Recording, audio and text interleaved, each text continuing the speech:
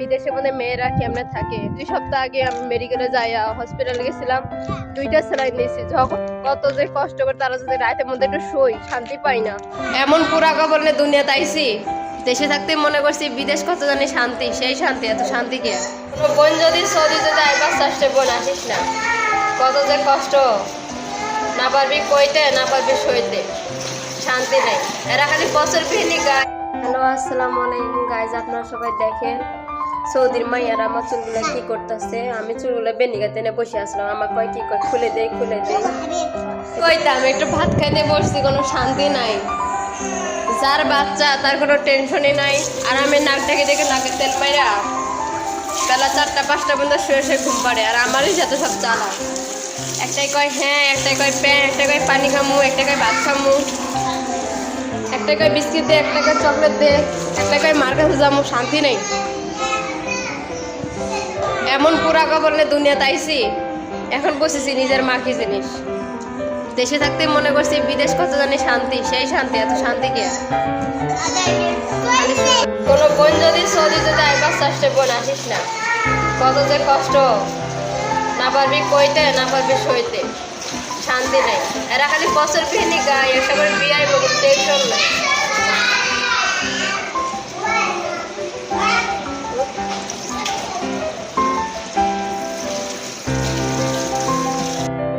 আমি যদি কোনোদিন যদি বাংলাদেশে যদি যাই, ঠিক আছে, আমার কপিলে যে 4টা বাচ্চা আছে, সারাক্ষণই আমার মা আমার করে আমার ডাকবে। যদি আর কি চাই কথা সারাক্ষণই হাবিবা মিথ্যারই বাংলাদেশ।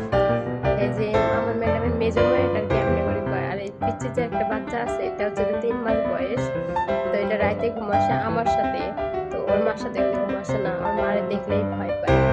যদি কথা যদি আমার সাথে চাই, আর আমার কবি যদি কখন আমি তো যাই তো আর আসবো না, এটা তো সত্যি কথাই। আমার বেশি দিন নাই, সামনের মাসের 12 তারিখে আমার যাওয়ার কথা ছিল, তো আমি চলে যাচ্ছি না, আর কয়েকটা দিন আগে বাড়াই নিছি। তো যাওয়ার পরে আর বাচ্চা তো যে কোনো একটা দিন আমার সাথে পাঠাই যদি দেখি কথার কথা, তো ও যদি চায় আমি তো আর আসবো না। আমার কপিলে যাওয়ার পর ওটাতে ধান কাটাবো, আটি বাঁধাবো, ও এবং গোবর সাফ করাবো। দ্বিতীয়ত ওরা চাষা বানাবো, আর তৃতীয়ত আমার ম্যাডাম যদি কখনো চায় ওরে ঠ্যাং 2টা আকাশ মুখে ঝোলাইয়া একেবারে পানি। 5টা বাজে কালকে রাতে, 10টা বাজে শুইছে, বিকাল 5টা বাজে ঘুম থেকে উঠছে। ওইটা আইসা বাচ্চাদেরকে নিয়ে 3 জনারে নিয়ে ওর মার বাসায় চলে আসছে। মার বাসায় চলে আসে মনে 2 ঘন্টা মনে সাথে রাখেনি। তাহলে আমাকে ফোন দিচ্ছে, বলতেছে যে বাচ্চাদেরকে নিয়ে যা। আসলে কি জানেন, ওরা কপাল দুনিয়ার মধ্যে নিয়ে আসছে, ঠিক আছে। যদি নিজের পরিবারগুলো দেখতো বিদেশে মধ্যে মেয়েরা কেমনে থাকে, সারাটা দিন মাথার উপর দিয়ে কি যে অবস্থা। এই যে কিছুদিন আগে আজকে 15-16টা দিন ধরে আমার ঠান্ডা, জ্বর, সর্দি, মাথা ব্যথা। কয়েকটা দিন আগে 2 সপ্তাহ আগে আমি মেডিকেলে যাইয়া হসপিটালে গেছিলাম, 2টা স্যালাইন নিয়েছি। যখনই যাই এই 2টা বছরের মধ্যে, আমি 2টা বছর হয় সৌদিতে আইসি, আসার মধ্যে যে কতবার যা আমি অসুস্থ হয়েছি তার নিজে মানে হিসেবের বাহিরে।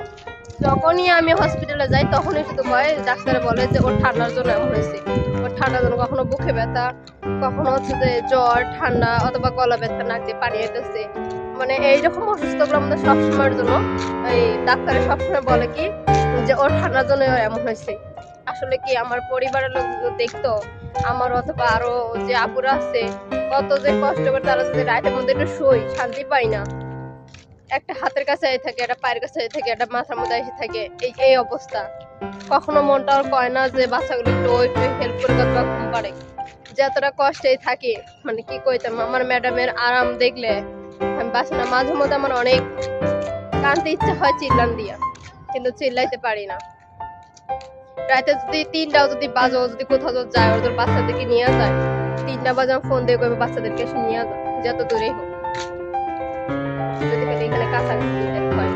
মানে এইরকম চুলগুলা বাঁধতে দেই। এখন দেখেন সমানে টানতেছে, ঠিক আছে। এখন যদি আমি তো রাগ করে চুলগুলো বাঁধি, আমার কাছে ফিসা দিব কি যে আমি ধরে মারছি, তার জন্য মুখ বুঝে সহ্য করতে হচ্ছে। এর নাম হচ্ছে প্রবাসী, চাইলেও কিছু বলা যাবে।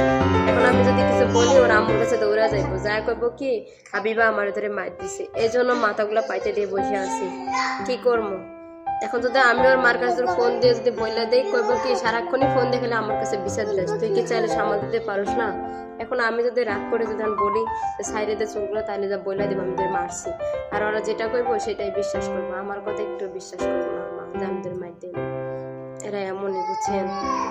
অথচ আমার কিন্তু অনেক ব্যথা লাগতেছে, টানতেছে সমানে, দুইজনে দুই মুখে, একটা পিছন মুখে একটা সামনের দিকে, কি করবো কর।